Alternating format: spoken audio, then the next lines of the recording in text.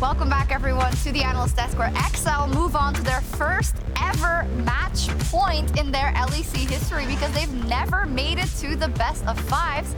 And lo and behold, now they are just one game away from making it to the next round.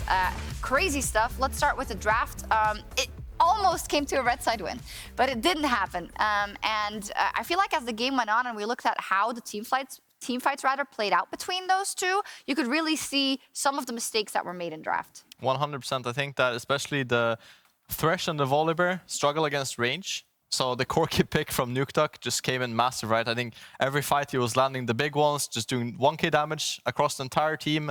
And it was clear that without the engaged tools on Vitality's side, they couldn't really get on the backline of XL. But at the same time, you also saw the early agency, I think, for the first time in a very long time. Yeah. We saw Vitality be even or actually ahead in the early game. And I think Markoon didn't actually show up all too much this time around, just because Selfmade and Alphari actually has such a good read on the 2v2 on the top lane matchup.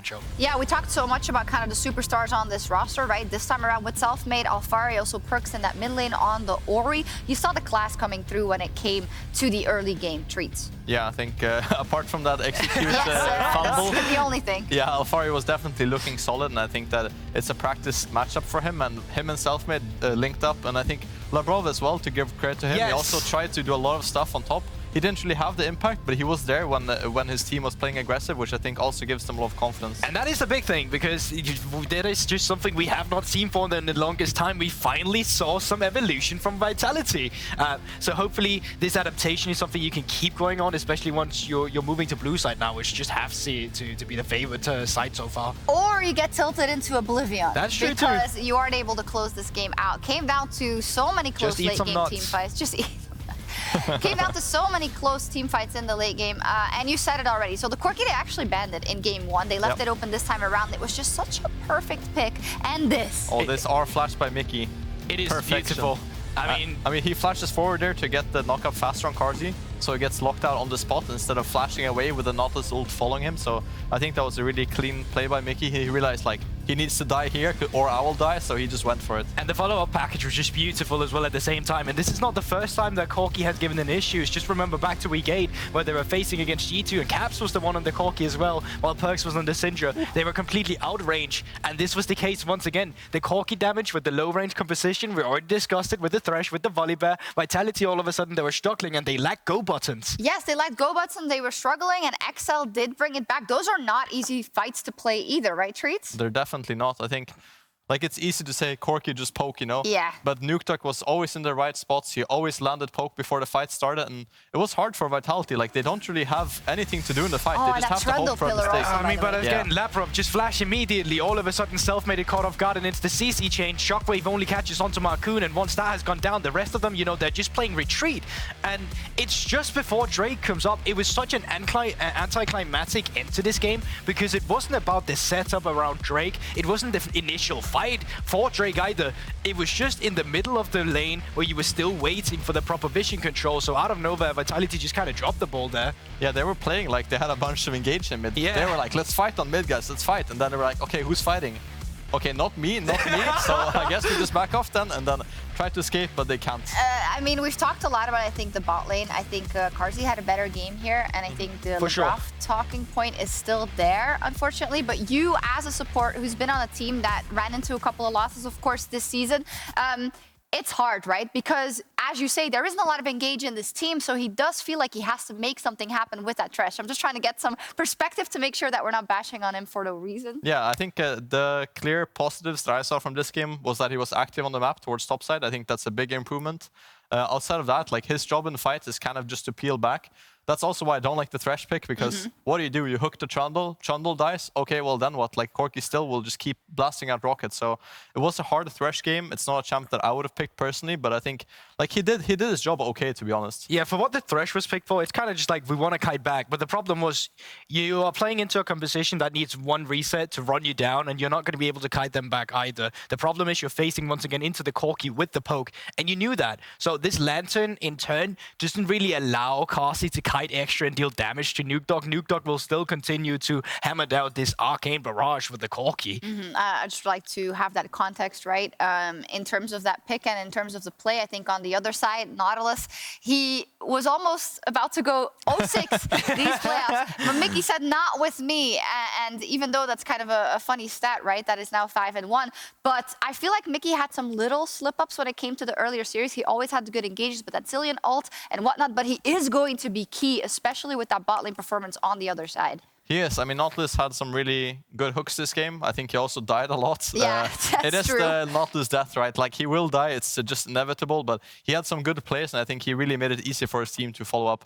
But that is also just what's making this game so exciting to watch currently. It's literally the fact that, you know what?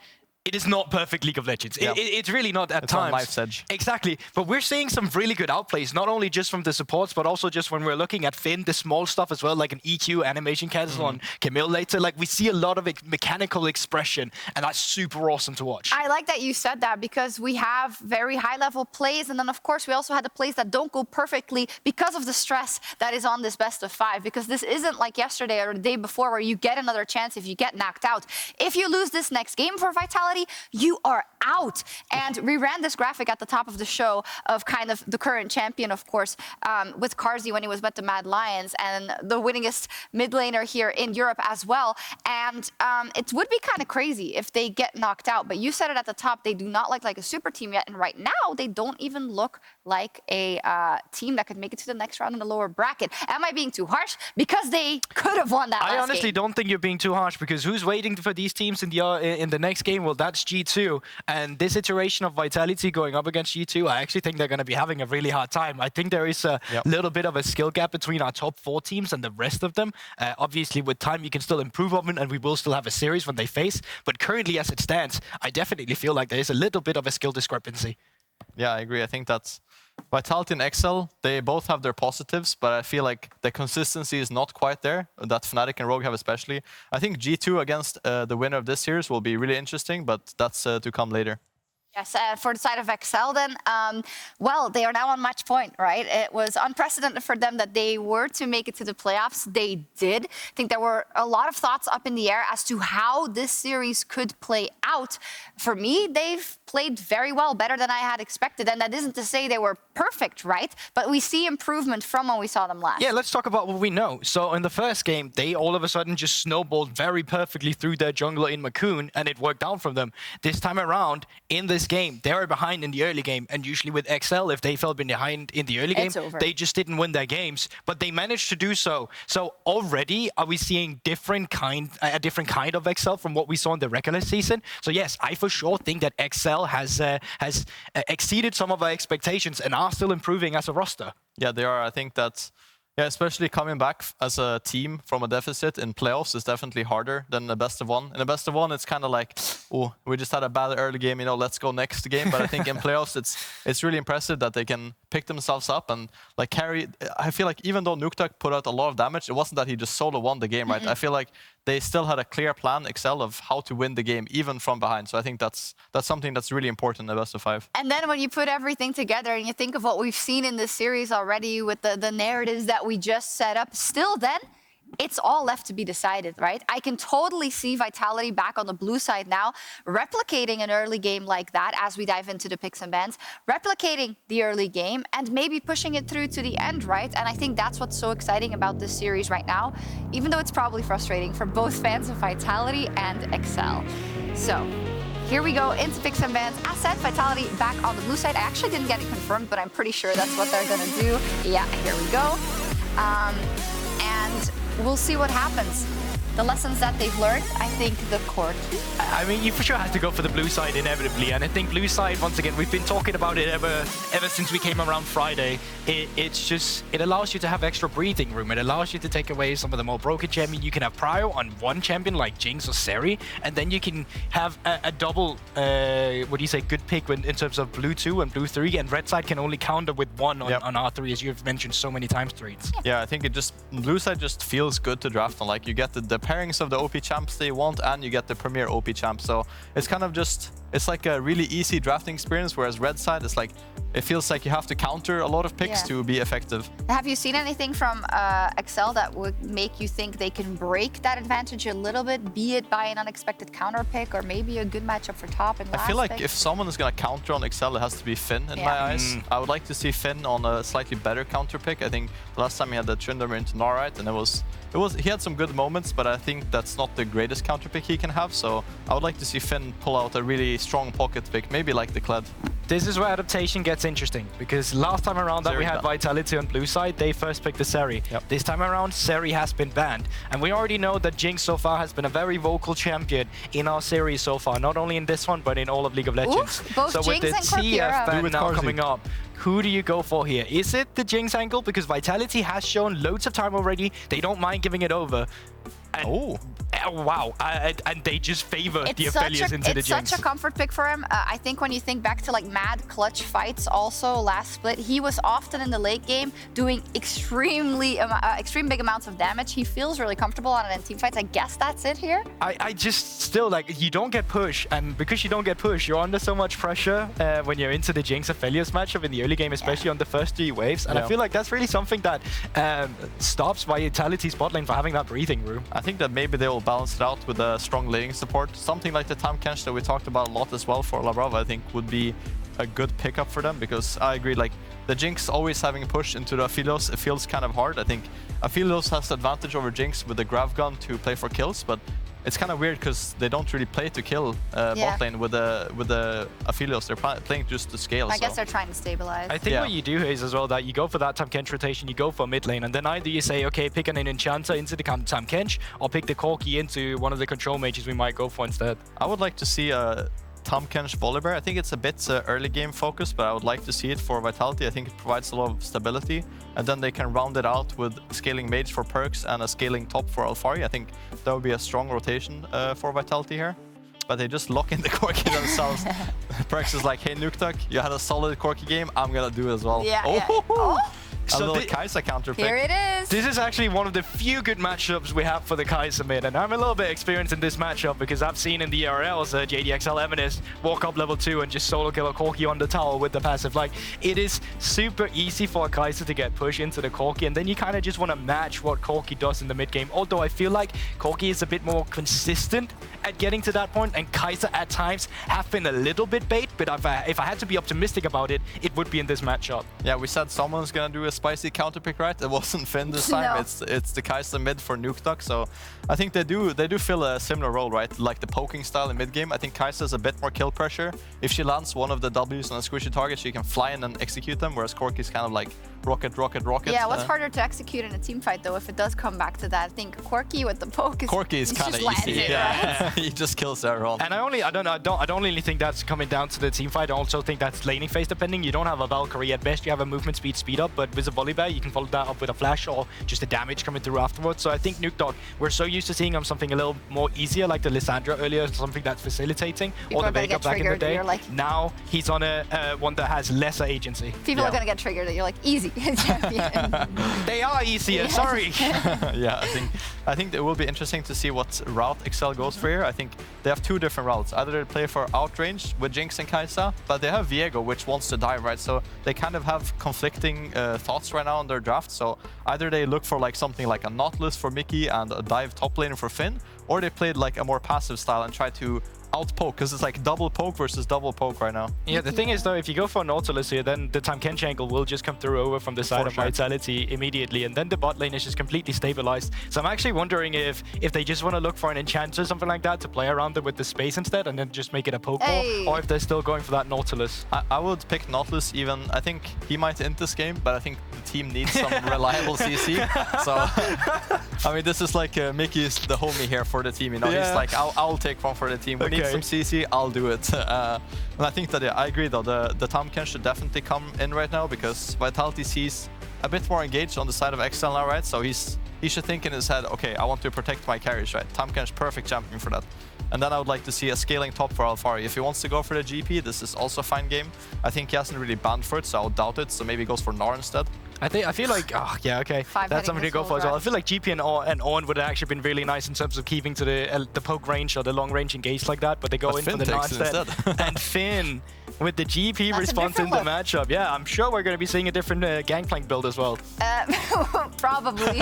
And also, like, you kind of give yourself some breathing room also, right? The influx of gold is always nice. But how do you think it's going to play out? Finn has been a really big initiator also in these last couple of games. I like both comps, to be honest. I think that XL has a bit more aggressive options in terms of engage. I think that with their comp, they don't want a full dive, right? They're not looking to kill Carzzy in the fights. They're looking to kill Selfmade or Labrov slowly and kind of get a reset on Markoon and go from there. Whereas Vitality is trying to just front-to-back poke before the fight and then win the slow fight, right? So I think it's two different compositions, but I like them both. Yeah, but what they essentially both have is that they can win the fight before it kind of starts, with the poking coming through, if the Void Seeker hits, with the Corki Rocket Connect, Gangplank ultimate from afar.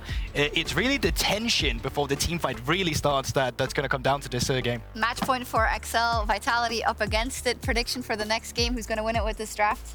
I think XL was actually tied out. Oh, XL will actually take it. Okay, I think Vitality will take it. I think they have easy comp, which is what we said they would like to have. All right, Vitality with an easy, quote-unquote, comp, looking to fight back, or will it be XL and close it out? I hope we get silver scrapes, and I think we will. What about you, Trevor? Ah, never mind. There's a video. So after that, we'll hear from Trevor.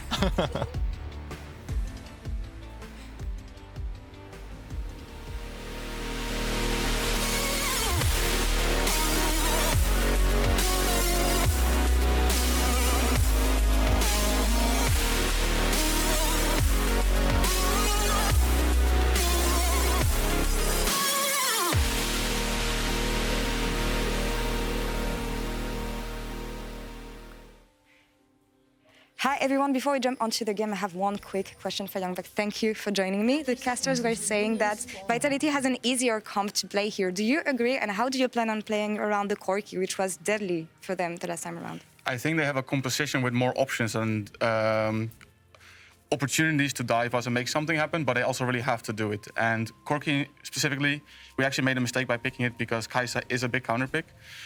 We were lucky that they picked Orianna and didn't lock in the Kai'Sa. We just did, so we should be in really good hands. Well, let's see how the Kai'Sa plays out. Thank you so much for the interview. Back to you guys in the game.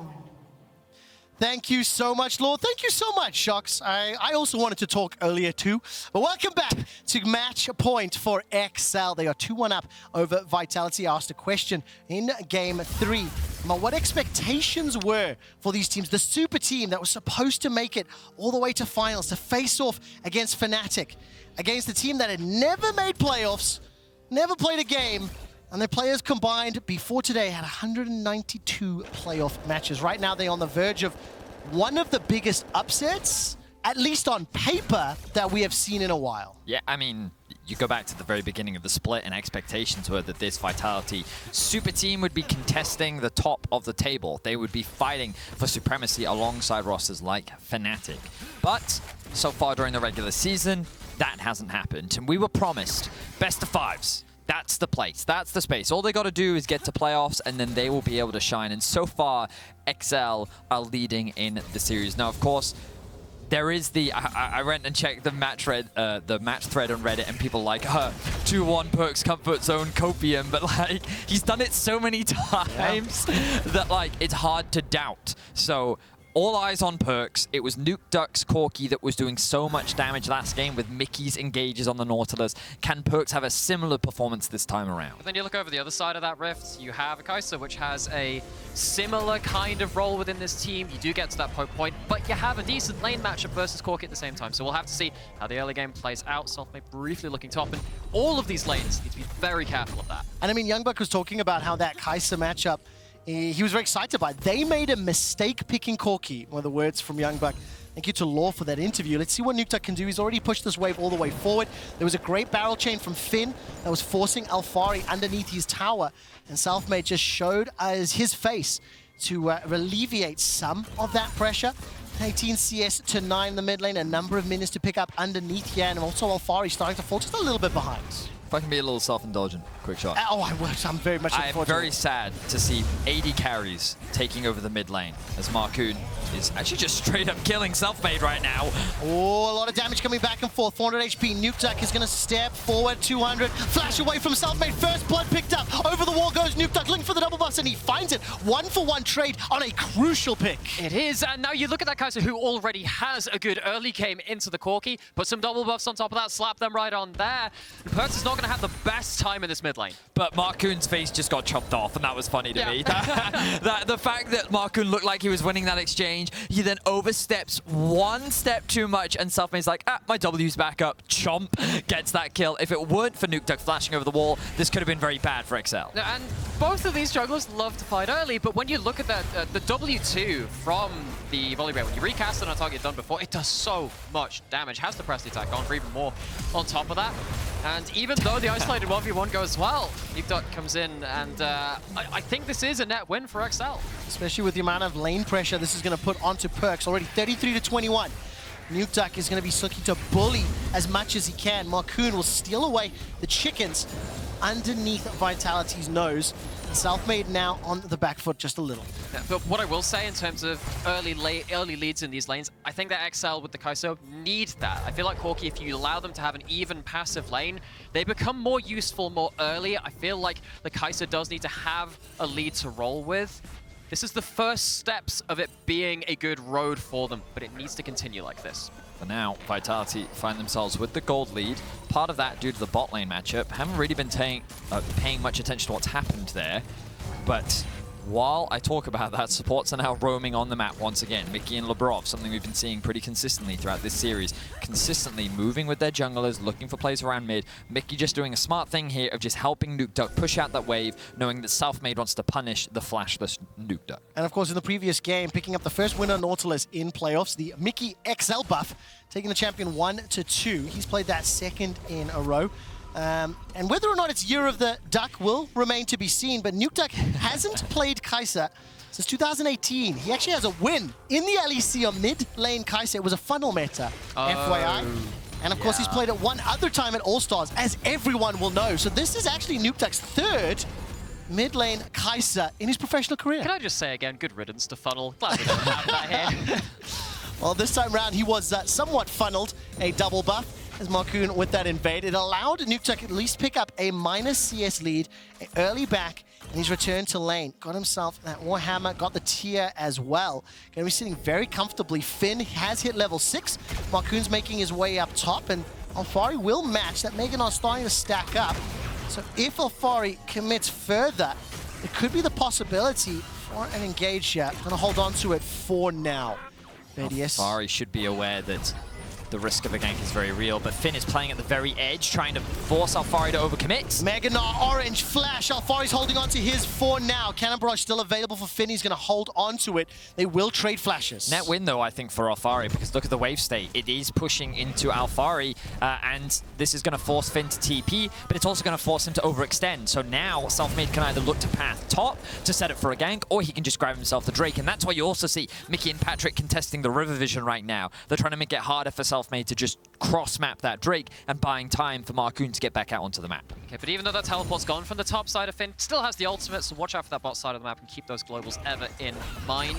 Mid lane is, of course, also going to start getting to the point in the next couple of minutes where they start joining the fray with their own versions of semi-globals. I'm really happy to see the bottom lane now a little bit, because there is a small CS advantage for Labrov and Carzzy, and wave pushing towards them just a touch.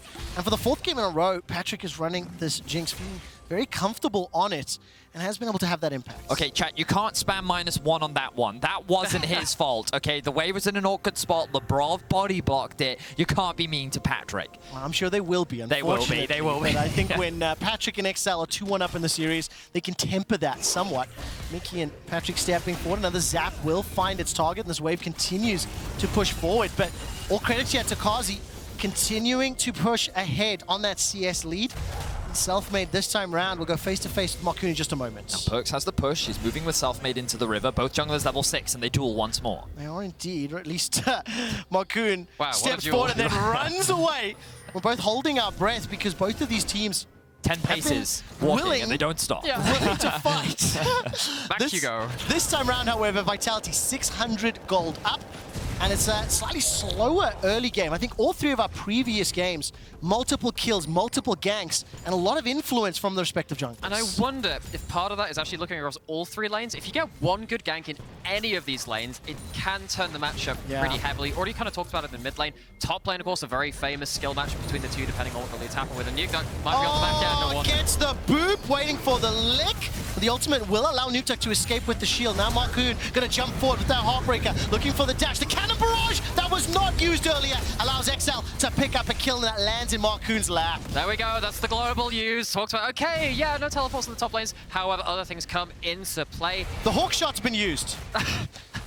For anyone that hasn't watched the series, Patrik has been more than willing to spam out Super Mega Death Rocket, has used it for vision, has used it for information, and this time around didn't find its target. So a lot of things have happened as a result of that play too. Not only does Nukeduck get away with his life without using any summoner spells, but a lot of plate gold goes into Patrik's back pocket. Now another skirmish in top lane. Another skirmish, Selfmade's gonna find this, then they're onto Markoon. So much damage, down to 300 HP, a little bit of healing, 200, 800. Stormbringer's flashed away from, and Selfmade needs to flash for himself. Nobody dies in the exchange. These two junglers really want to get things close here. I mean, Nymaera, you can feel the tension. Both of these teams trying to extract a win, but not yet willing to make that step into the danger zone, to overreach for the play. And again, bring it out to a wider scope. You lose here as Vitality. You're out. You don't have a extra life in this lower bracket. Both teams know the stakes here. And of course, let's think back to that Alphari and Finn exchange. While Finn was able to hold on the cannon barrage that allowed them to pick up a kill, Alphari's got a CS lead. He's got place in the top lane. He pushed that wave back that also allowed that sort of skirmish in between the turrets.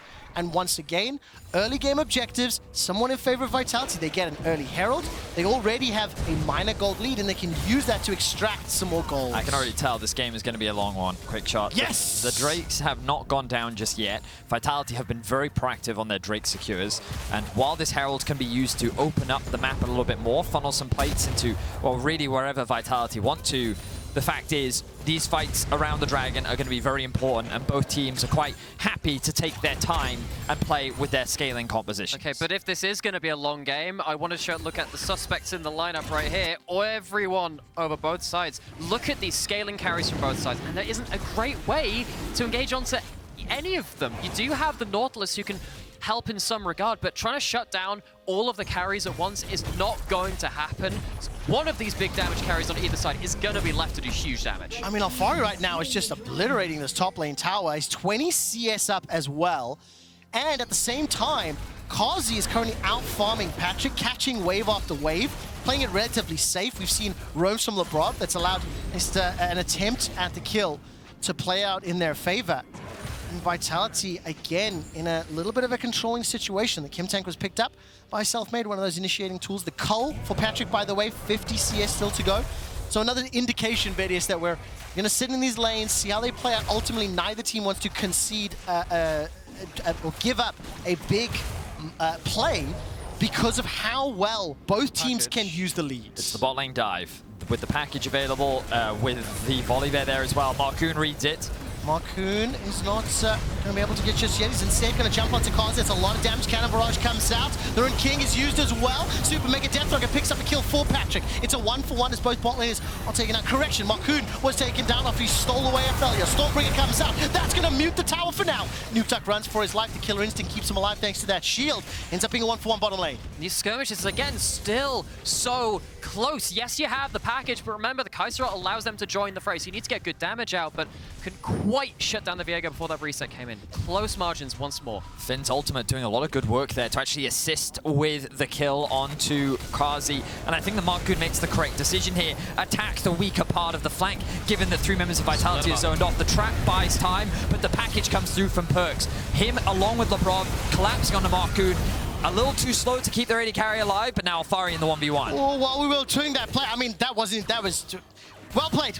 That was a solo kill, Quickshot. That was a solo kill of note. Alphari again dominating this matchup. And it's also, again, after the global's been used, you have the global getting something across the map, but it is at the cost of Finn falling behind in the individual matchup. And keep in mind that GP was picked into the Gnar. Alphari's doing very well. In game 3, I asked who will win this series, Vitality or XL. If you want Discord, please go vote and let me know. Discord lec.gg. Right now, fans are favoring XL. They're 2-1 up. They start to play very well. Super team syndrome, I think, starting to impact some of the fans and viewers at home's thought. Super teams historically not been successful, but at least now in match point, in Perkz' comfort zone, they're with standing up with a significant lead, Vedius. Yeah, let's take into context the state of the map right now, because Vitality, they've already secured the bot tower and they've moved Perkz down there to perma push and keep pressure on that side, along with having the TP, which will be unleashed in 15 seconds. You also have the bot laners continuing to push in mid, with top laners securing 4 plates and being a whole level up over Finn. So the entire map right now is in the position where Vitality lead. And again, to kind of re-index in on that, I mean, you see that the weaker side laner of the Corki has some safe vision. You don't really need to do the same for the Gnar on the other side of the map because they're so damn strong. But that Corki has been given the resources. Side lane's working out for maybe the first time this series. Well, let's see if we can continue. 14 minutes in, the laning phase starting to dwindle away. And it is a 2,000 gold lead in favor of Vitality. XL, however, for the first time this series, picked up the first Drake. We're a minute and a half away from Drake number 2. It'll be a Hex, and all the teams now continuing to power up. First items being completed pretty much across the carries. Labrov and Mikyx still waiting to farm their way in, and Vitality, again, just playing really well. I think Alphari on this Gnar is going to be a gigantic thorn in the side of XL. Certainly is. I mean, looking at the individual matchup again, it is just about Finn looking to get something out of the global. And while you have that up again, the one time where you don't get anything out of the global, you're just going to start, again, bleeding away some of these minor advantages. Okay, question now. With the gold deficit XL find themselves in, and the composition they have without a real true frontliner, when do we start to get nervous? Are we already in that place? I mean, I think Treatz summarized it very well on the analyst desk, where he said that he quite likes both comps, and so do I. I think both have pretty solid scaling for different reasons. The thing that concerns me is, as Nymaera has already talked about, the lack of engage and how that will actually shape the fights. But it very much depends on how Alphari continues to play this side lane, because this is...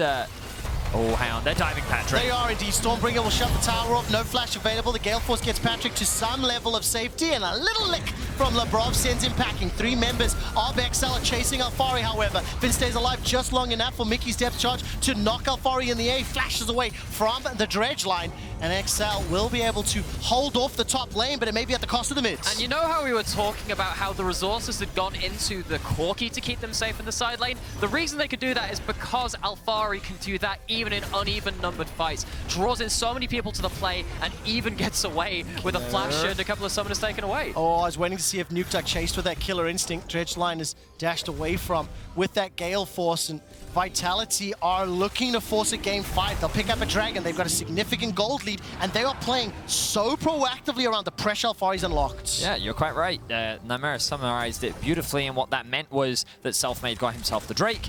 Corki was able to push in the bot lane, get a quick reset off, and continue to add to the itemization. Patrik is going to continue to use his ultimate to interrupt the back of Carzzy, but Vitality now setting up to secure that mid-tier 1. The Herald is up and alive. They can either contest that if they want to guarantee that mid-tier 1, or they can look to just set up around the objective themselves. All I know is they're going to move Perkz off onto one side lane, Alphari off onto the other, and while I think that their composition is still strong when it comes to the 5v5, Vitality right now know the lead that they're in and are trying to push it all across the map. I think the caveat I'd have is that XL's comp is good in a 5v5, but not quite yet. I think when you hit 2 items on Kai'Sa, that's when you're very, very happy. Alphari, though, gonna have to deal with another sticky situation. XL trying to set up a play. This time around, the Q will find Alphari as well as the parlay. A little bit of a gobble up from Labrov, waddling away to safety. Alphari stays alive, and Labrov loses his life. Perkz teleported in. That's a flash over from Selfmade. He's looking for the frenzied more, won't even need it. One side swipe will take down Patrik. Now Finn's caught, the next target for Selfmade, as the Ruined King is chasing down and taking out underneath the tower. Alphari gets another. Finn drops as well. Mikyx Corki will die too, and XL are routed inside their jungle. 4 members fall for XL, and Vitality continue to dominate. You can see XL trying to get something back on the map. They tried to force a dive, but everything fell apart. And again, this is Vitality backs against the wall. Match point against them. Once again, it comes down to Alphari in a side lane. How much can you do? This time, he's got backup. Honestly, throughout the series, we've seen this kind of response to a side lane play more often reversed. We've seen XL having to respond. This time it's Vitality that pull the teleports, bring everyone to the side of the map, bring him to the play, and they seriously get rewarded for it. Oh, such a great response from Vitality, ready to react. That teleport from Perkz, buying all the time for Selfmade to make it in. And just a quick reminder, I haven't said it yet, whoever wins today will go on to face G2 next Friday. Whoever wins then goes on to face Misfits on Sunday. And if you lose any of those series, you are done. Your spring is over. There's no chances for the finals weekend and no chances for MSI. It was Fnatic last year in summer that went to all 5 games in every single lower bracket series, and they made it all the way to the final. Yeah. They did 3-0 G2, I think it was. Yeah, it indeed. Hold that thought right now as the boulder toss will catch Mikyx. No further follow-up. The Rift Herald is going to be able to get that charge into the inner turret. While that's going on, Perkz is pushing the middle lane. And right now, Vitality in a great position. But the point, what I was trying to get behind, was that Perkz says he wants to do the same. He wants to make that lower bracket run. He wants to be back on top in Europe. And the pressure is on. This is his comfort zone. Right now, it's not all about him. It is about his team stepping up. Alphari soaking up so much pressure, and Vitality continue to apply that pressure onto the mid-tier 2. Finn has been left unopposed. He's pushing the bottom lane, while Vitality take the top tower, the inner tower, extend that gold lead to 6,000.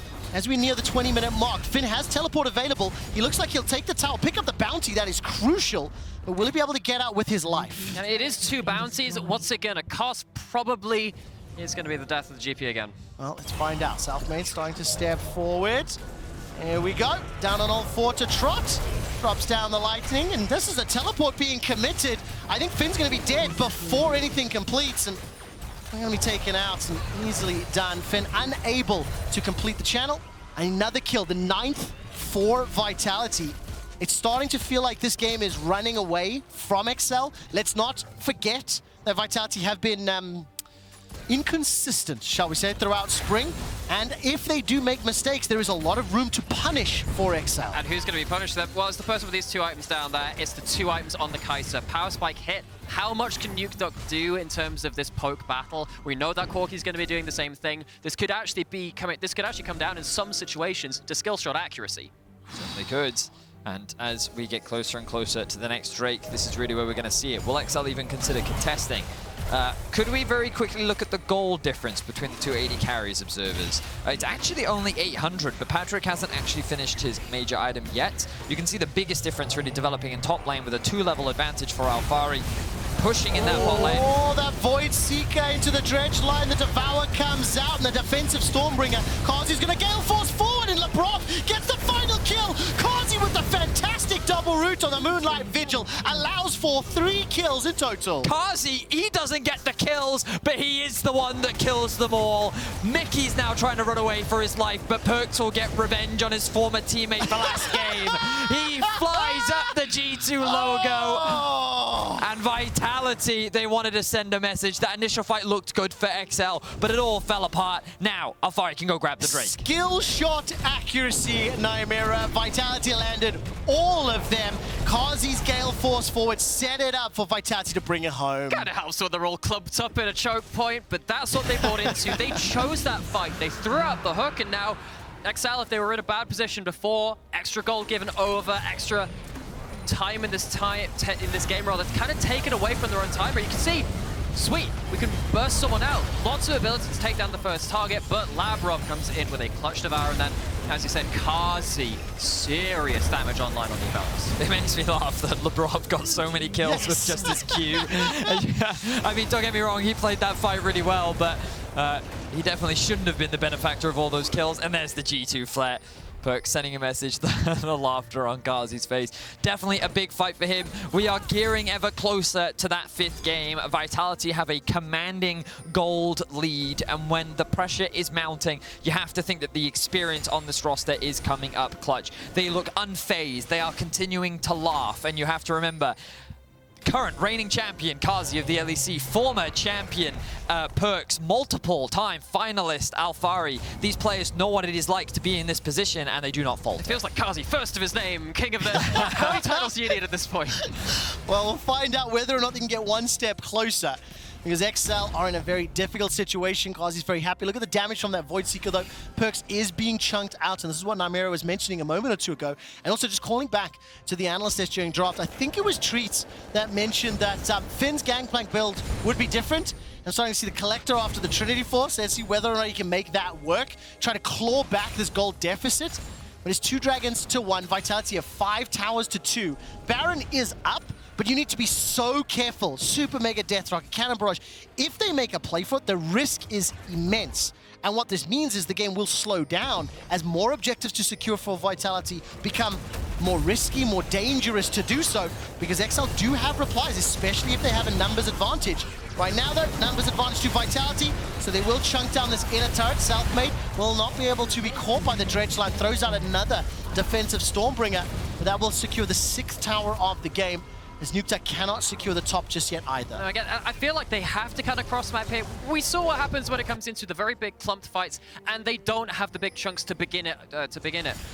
If XL do walk into those situations, they're still down a very large amount of gold. Try and get some of those objective bounties. You have the luxury of having them on the board. No, they're not always the largest thing, but it's a little drip that can end up adding to the total that they really need to really get on even footing again.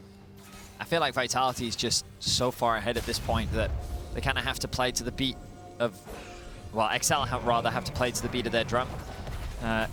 I like how Vitality is just pushing in waves, moving into the jungle. They're not afraid of face checking. They're leveraging the front line of Selfmade and Labrov. These full tank duo just mitigating and soaking up a lot of the poke damage, and you can see that poke damage is decent.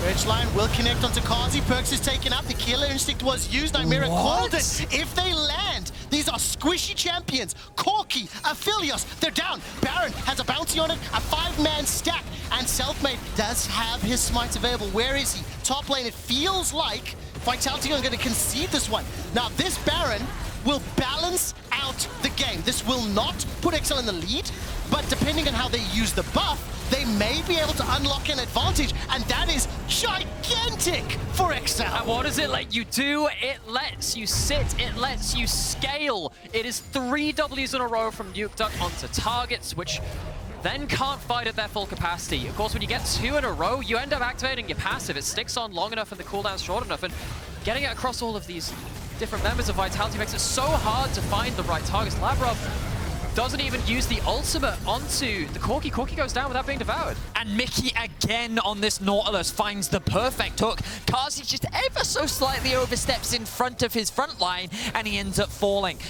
XL, once again, very swift to punish the small mistakes of Vitality, and all of a sudden, we're in for a much closer game than I expected. I mean, I was ready for Game 5. I was ready for Silver Scrapes. I was ready to talk about the pressure, who's going to mount it, but Mikyx XL teaches the rest of Europe how to frickin' play Nautilus, and that WTF play allows XL to decimate the gold lead. It is now 2,000, the difference. XL have got 3 towers to Vitality 6, and for the first time in, what, 15 minutes? They step into the river.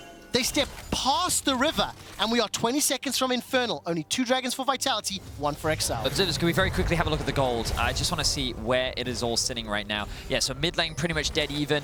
Bot lane so much closer than they were. Top lane as well. So many of the carries for XL are now much more on an even footing with their lane counterparts. Oh, I'm clenching a little bit as 5 members of Vitality are chasing forward. The package is dropped down onto Mikyx. He stays alive to get away. Killer Instinct into the backline for Nukeduck, and 5 members of XL are now split up across the map. Selfmade is Alphari. They get the 2-man Gnar into the wall. Patrik is taken down. The fight is won by Vitality. They get a second for Selfmade, and Finn will drop to Alphari just like that. XL under the lead. You said you were ready for Silver Scrapes, looking ever so likely it's going to it. Oh, Nukeduck's going to be able to pick up one into Labrov, but it will be at the cost of his own life. Perkz takes him down. 45-second death timer for Nukeduck. 30 seconds for everyone else. Vitality, they might just push for the win. They might just do it. Quickshot, they have the wave. Alphari is low, but the death timers are long.